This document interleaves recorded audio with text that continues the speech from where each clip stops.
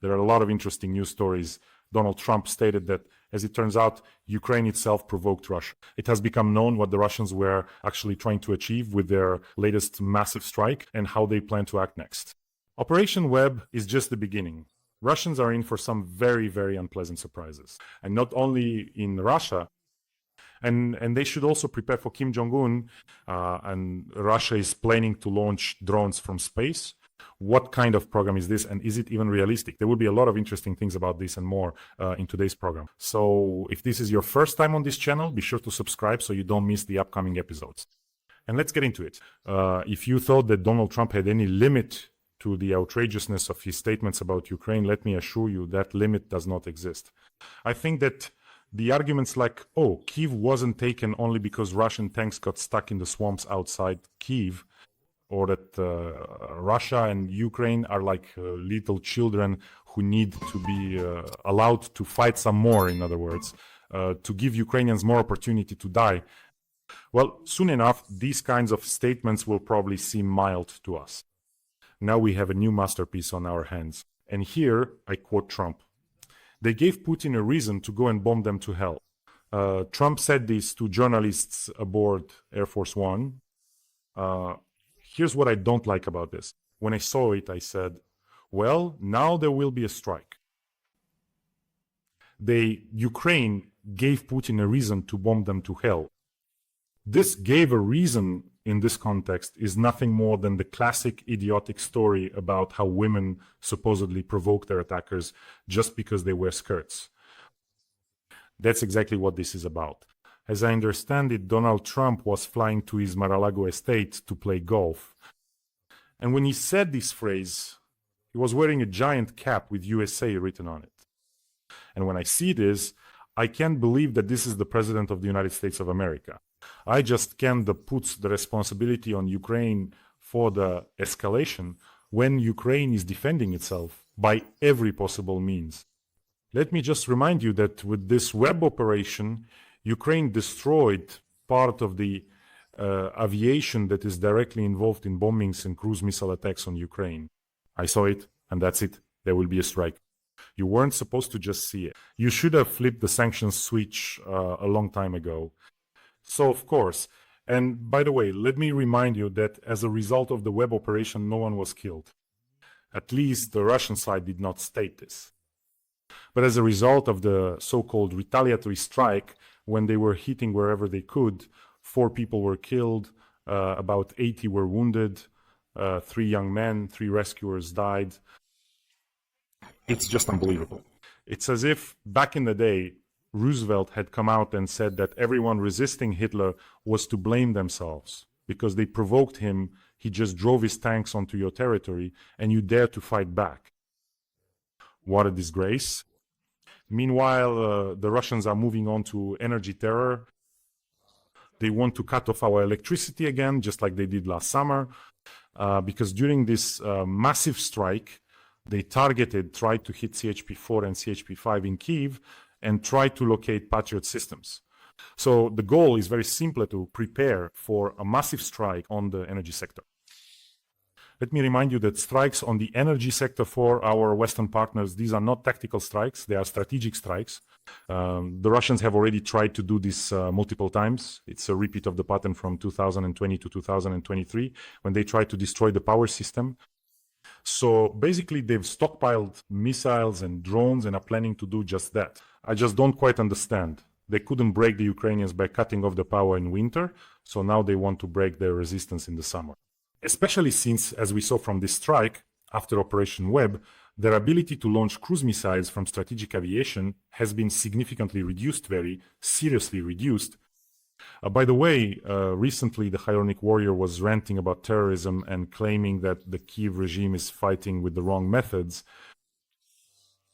Well, you know, I think he's just about beaten his own head in trying to figure out why Ukraine still hasn't surrendered. And by the way, no one's going to ask him what methods to use in this war. And speaking of methods, an interesting article has come out in the Washington Post. So this has already become public knowledge, which means we can discuss it. Ukrainian intelligence agencies are preparing an attack on ships of Russia's Pacific Fleet, according to the Washington Post. According to them, Pautina is just the beginning, just the tip of the iceberg. Just wait. Kids, give it some time and you'll see Belochka and you'll see Zvistok too.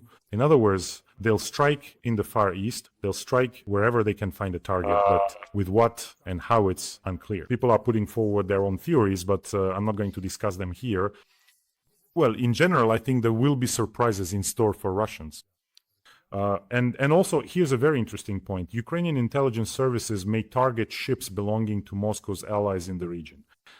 They don't specify, but judging by everything, it's likely they're talking about North Korean vessels that are transporting weapons from Kim Jong-un to Russian ports. Russians have long been launching North Korean ballistic missiles at Ukraine. Kim Jong-un is supplying Putin with millions and millions of shells. And let me remind you, North Korean troops have fought against Ukrainian forces, so Putin's ally is an absolutely legitimate target. And recently, Putin gave the nuclear donut a Panzer system to protect it overhead. I think these two dictators in particular are suspecting something. It's no coincidence they signed an agreement that Chip and Dale must come to each other's aid. That's why they sense that Putin's accomplice could be, well, if not by Ukrainian special services, then maybe by someone else he could get taken out. Let me remind you, Trump called Kim Jong-un a smart guy. Well, here it really depends on who you're comparing him to. And another thing, recently during the launch, it all seems to be coming together into an interesting picture here. Recently, during the launch of a frigateer, brand new, fresh from the factory, North Korean frigate, there was an incident. As they were launching it, the frigate crashed full force into the pier and sustained very serious damage. They covered it with a giant tarpaulin so that it wouldn't be photographed by satellites and so that those who saw it wouldn't laugh. Kim Jong-un himself, I remind you, was watching this. Now he's executing people left and right over there, especially since it happened right before his eyes. Well, as Kirill Budanov says, there's a three-letter word for this. Alas. Yes. And before that, GUR operatives carried out an operation in Desantnaya Bay. Western media are also reporting this, and that's actually Vladivostok. So in Desantnaya Bay on May 30th, just a week ago, several explosions occurred. And I remind you, this operation became the most distant from Ukraine's borders to take place on Russian territory, Vladivostok. In other words, there is now no place left on the map, on the map of Russia, that retribution hasn't reached in one form or another, or more precisely, in one way or another. And by the way, I'd like to remind you that it's precisely in that area where those ships carrying Kim Jong-un's weapons are lurking. And earlier, let me remind you, the Black Sea Fleet was forced to leave its base thanks to maritime drones. So in general, trouble is indeed being delivered. According to the Washington Post, Ukrainian special services continue to develop complex operations against Russia on its own territory, despite ongoing tensions with the United States, which, I remind you, opposes such actions. Remember? And by the way, this is systematic. That is, even under Biden, we were told, don't strike oil refineries. It will somehow affect oil prices. And everything will be terribly bad specifically regarding refineries, specifically oil pipelines, specifically gas pipelines, but most importantly, seaports. In short, no one knows where and when something will blow up in the swamps and what important thing will be destroyed there. But it will definitely happen either on Russian territory or beyond its borders. Now, drones can take off, surface, or crawl out from anywhere and send their regards to Russian equipment, not just to the air component of the nuclear triad. Moreover, Ukrainian designers and engineers who are developing new models of drones are advancing by leaps and bounds. It's really awesome. They're doing a fantastic job. And here, as they say, a control question for the Russians themselves. At the beginning of the full-scale invasion, you could even make a note of it, nothing was flying over Russian territory. A little later, HIMARS appeared. There were a few Bayraktars, then a bit later some missiles in small numbers, and drones. Now Ukraine can launch hundreds of drones and attack targets all across the territory of the Russian Federation. In Moscow's public transport, they're already starting to show videos about where to run in case of a drone raid. There you go. Soon, Russians will also get acquainted with Ukrainian ballistic missiles. So here's the key question. What was all this for? For a piece of someone else's scorched earth? Open up your map, take a good look at it. Is there an answer to this question? Well, there's no doubt that Operation Web is just the beginning. Yesterday, I came across a post from one of the Russian Z-Patriots who was practically screaming that striking residential buildings in Ukraine in response to the destruction of a significant part of the air component of the nuclear triad is complete nonsense. He was shouting there that nuclear weapons should be used. Look, we'll repair and rebuild our power stations. Ukrainians are really good at building and fixing things.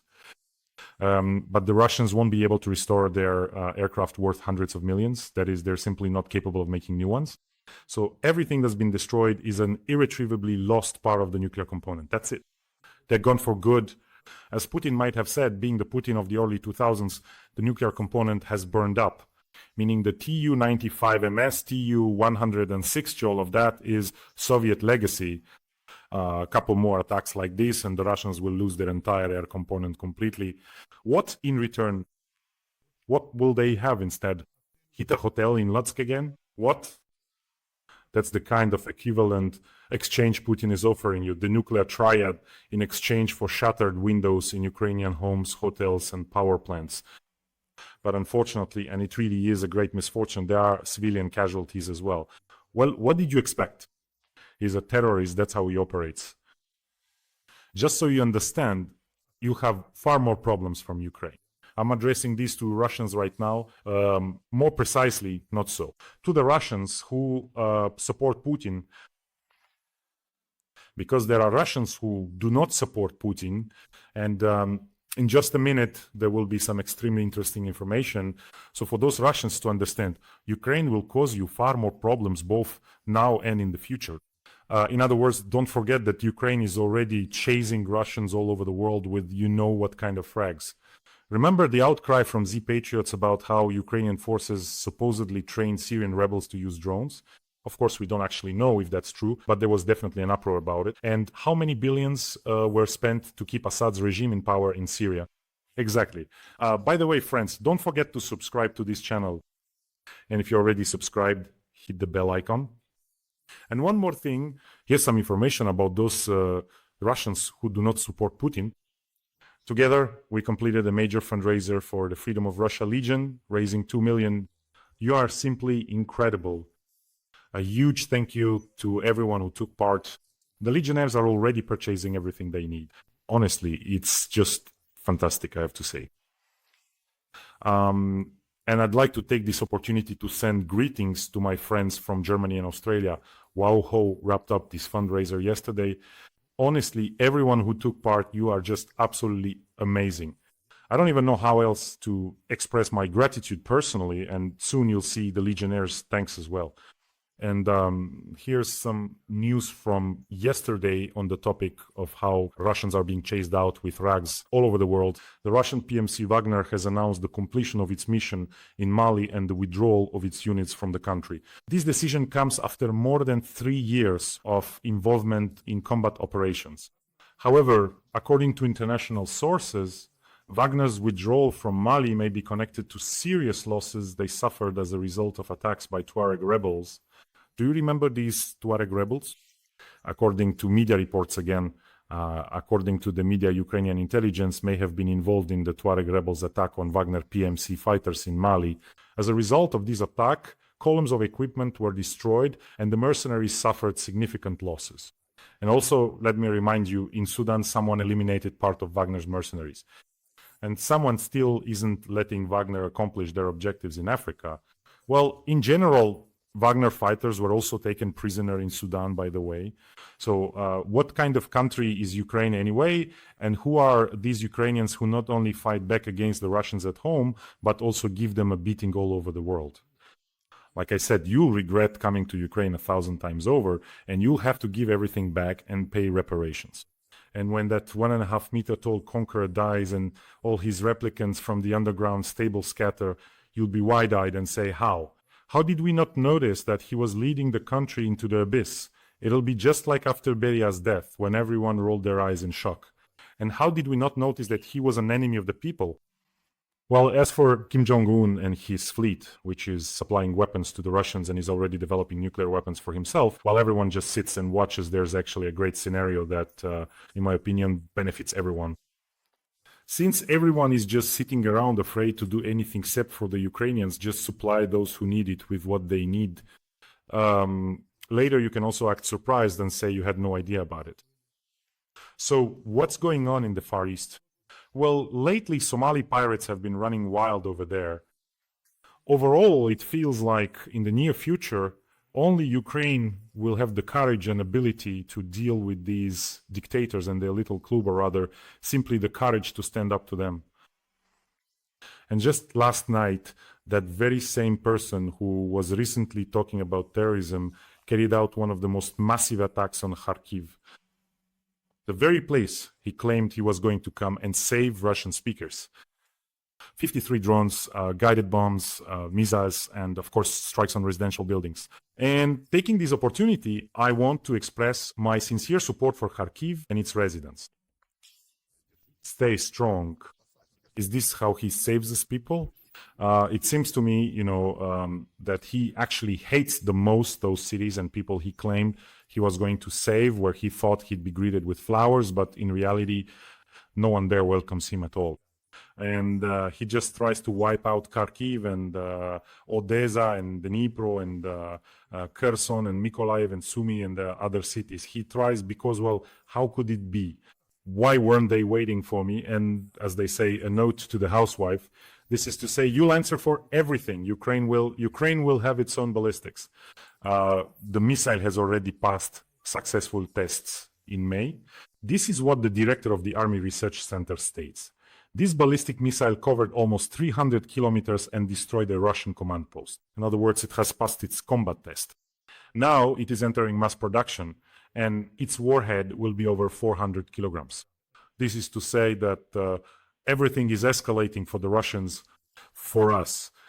Just as we launched missiles, just as we launched drones, well, maybe the numbers change for the Russians. Probably every month will bring new surprises. And here, Putin was told that Russia has learned to launch drones from space, just so you know. Russian specialists have created and patented a new technology for launching drones. This was reported to him by the first Deputy Prime Minister Manturov. The technology is planned to be implemented at the future Russian orbital station. The future Russian one, that is, it hasn't been built yet, but that's where it will be. Drones will fly from space, and then, as they say, life will be good. It will become the world's first drone platform equipped with robots for its own maintenance. This is a patented solution, Manturov said. He added that the creation of the platform is planned to be carried out by 2030, module by module. Well, as I understand it, since robots will be doing the maintenance, that means somewhere there will definitely be Fedor, the robot Fedor, who has already been to space. So basically, nothing changes, right? We'll spend billions and trillions, and by 2030, we'll create a platform with robots, a drone killer. We've already created an iPhone killer, and we've also created a YouTube killer. For medicine, roads, treating children, nothing, there's no money. But for a space drone platform with robots, of course, there will be funds. Let me remind you, this robot Fedor is the first Russian robot cosmonaut to fly into space. But there was a nuance: he couldn't dock with the ISS on the first try, because you know what they didn't take into account? That he couldn't fit through, because of his size. And they didn't take that into account either. And by the way, Robot Fedor actually has extremely useful skills for the ISS. He can shoot a pistol and drill with a power drill. By the way, that's not a joke. On the station, the robot didn't perform any serious tasks. He waved his arms and handed over tools.